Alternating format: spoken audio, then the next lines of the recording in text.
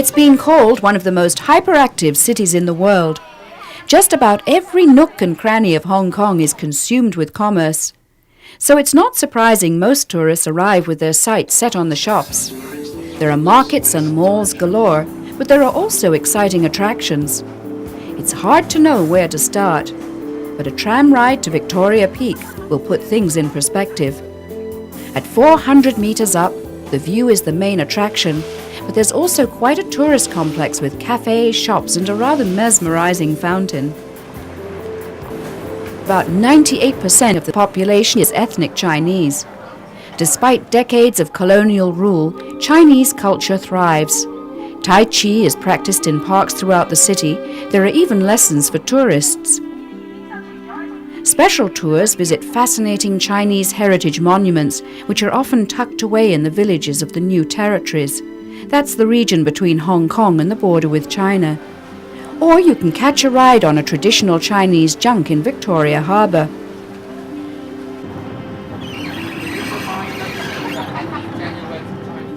Learn about brewing tea, Chinese style.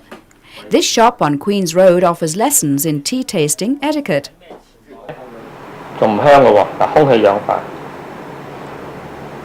If you just put it to your nose, you don't smell the fragrance. You have to circle it around, take in some air.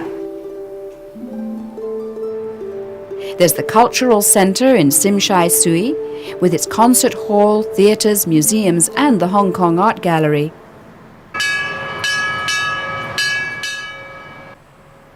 Of course, there are still many remnants of Hong Kong's colonial culture.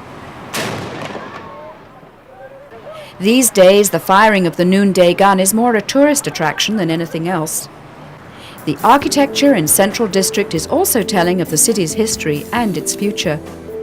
The former governor's residence is a fine example of colonial styles, but it's said the current chief executive wasn't satisfied with the feng shui, so he's decided to use it mainly for VIP functions.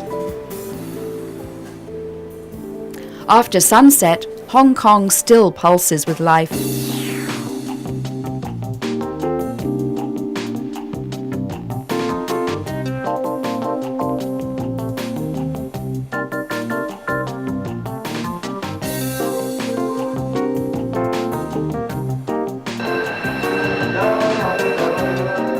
Horse racing is popular with young and old, local and tourists alike.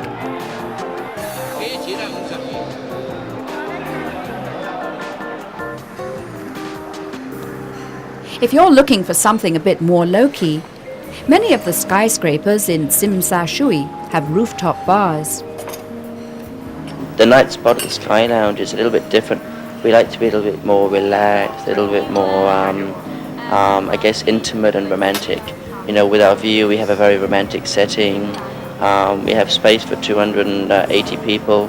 Every night after 10, it's jam-packed. We have people waiting to get up there just to enjoy the view.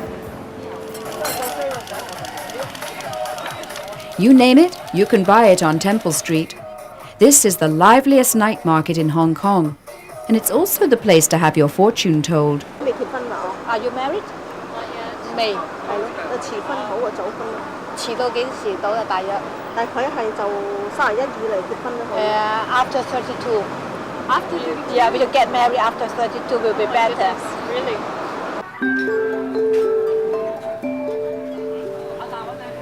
If you like seafood, a trip to Sai Kung in the New Territories is a must.